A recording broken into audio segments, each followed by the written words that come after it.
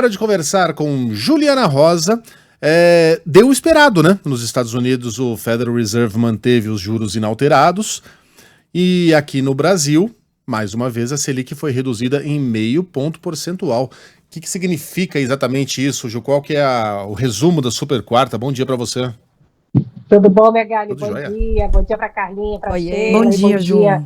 Para os nossos ouvintes. Ontem eu já falava aqui para vocês que o interessante eram os detalhes, né? O diabo mora nos detalhes. Detalhes. Exatamente. E o mais importante era realmente entender os detalhes, porque tinham muitos detalhes que fazem muita diferença a partir de hoje. O corte de juros pelo Banco Central aqui do Brasil, o 6º corte seguido, já era esperado.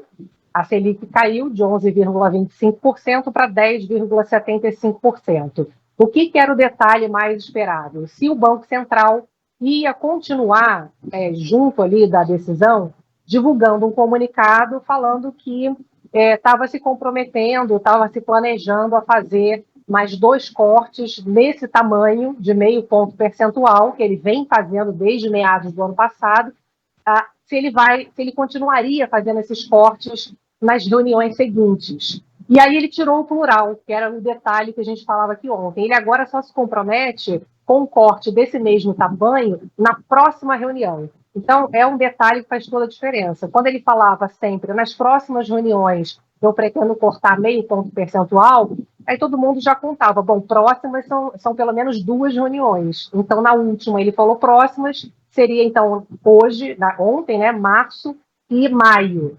Como ele agora só falou na próxima, ele só se compromete com um corte de 0,5 ponto percentual em maio.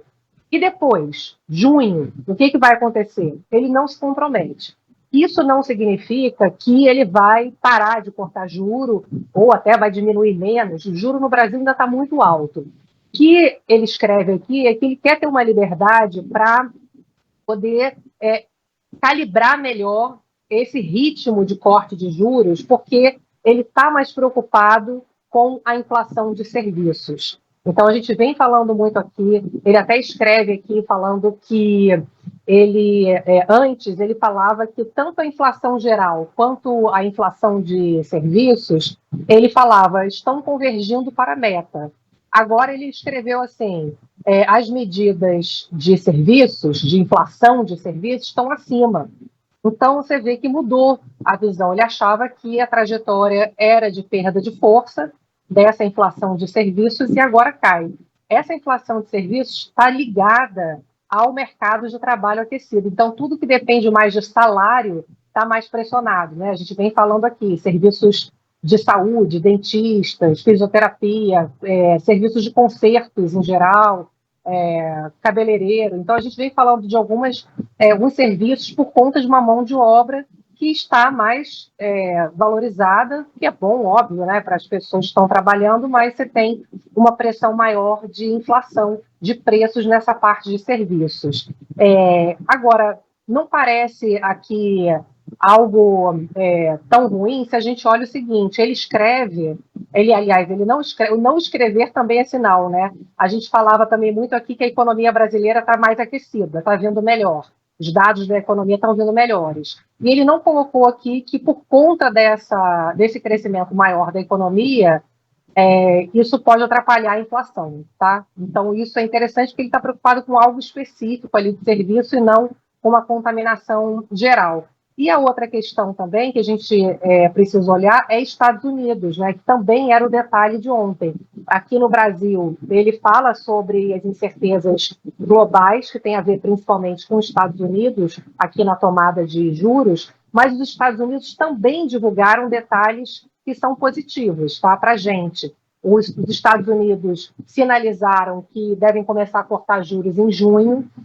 Tinha um detalhe ali também, se ele poderia cortar menos os juros esse ano, e ele escreveu que não, que vai fazer 3 cortes de juros ainda esse ano, cada um de 0,25 ponto percentual, e com isso a gente tem a confirmação de que o Banco Central dos Estados Unidos vai começar a cortar juros. Quando esse momento acontecer, o fluxo de investimentos começa a migrar dos Estados Unidos em busca de juros mais altos. Então, isso vai ser bom para a gente, tanto para receber investimentos quanto para ver o dólar, que ontem mesmo já caiu por uma perspectiva de maior entrada de dólares aqui no Brasil. Então, no final das contas, acho que o balanço foi bastante positivo, tá? Embora o nosso Banco Central tenha sido mais cauteloso, em junho não significa que ele vai diminuir o corte ou vai parar muito menos, porque o juro ainda está muito alto.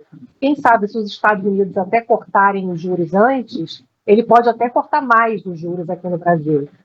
Então, eu acho que o balanço continua sendo positivo, já que a gente tem aí algumas dificuldades no caminho, nunca é uma trajetória linear, né, a queda de inflação, mas o balanço geral, inclusive as trajetórias que ele coloca aqui de previsão para o fim do ano, seguem positivas. Então, é como se tivesse uma pedra aí no meio do caminho, mas que ele acredita que vai ser possível superá-la e continuar baixando a inflação e os juros.